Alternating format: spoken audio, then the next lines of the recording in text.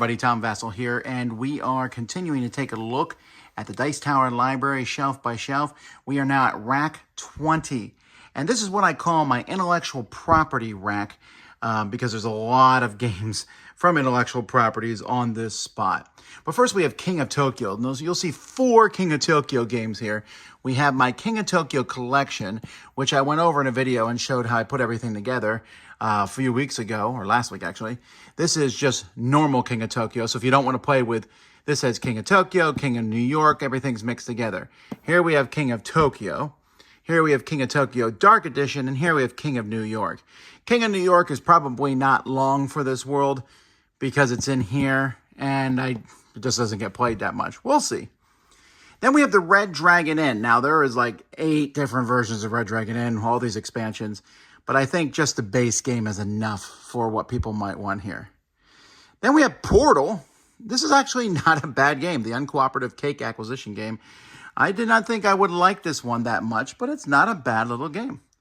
On Tour from Board Game Tables, I really need to play this game. I don't know why I haven't yet, but it's a roll and write style game.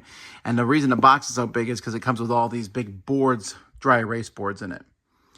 Minecraft, Builders and Biomes. This is another one that you think would be bad, but it's actually a very nice little game about mining and building different things. If you like Minecraft, I think you'll enjoy it.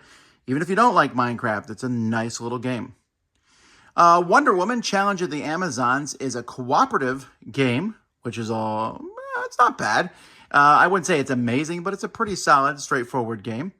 Next to that, we have Jaws. You know, I never played this Jaws game. I know we had it here for a while. I've heard good things about it. One player is the shark. The other players are trying to catch him. Horrified. Here we have both regular Horrified and the American Monsters Horrified. So this one has the Universal Studio Monsters. This is the American Monsters. I'll be adding another game to this shelf very soon, actually. But I'm not going to spoil that quite yet. But yeah, these are just great cooperative games. And then right next to it is another great cooperative game, Back to the Future, Back in Time. If you like Horrified, Universal Monsters, I mean, these are almost the same game, but you'll like this one too. Here then we have Godzilla. Godzilla, this is from all these games. There's a lot of Funko Games and Ravensburger. They're like the 2 main companies that are making games on these shelves. But Godzilla, this is just a silly, fun, bash 'em up. You play Godzilla or one of his enemies, or Mothra, I think's in the game, and you just run around and attack each other. And then Die Hard, the Nakatomi Heist board game. This is actually a good game for our library because this game is a little on rails. I don't want to keep playing it over and over again because you kind of do the same thing each game. But hey, if you never played it before, this literally is the plot of the movie Die Hard.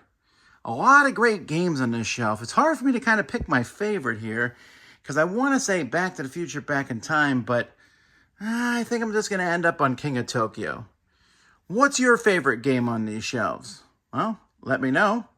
Until next time, I'm Tom Vasel. This has been another shelf review of the Dice Tower Library.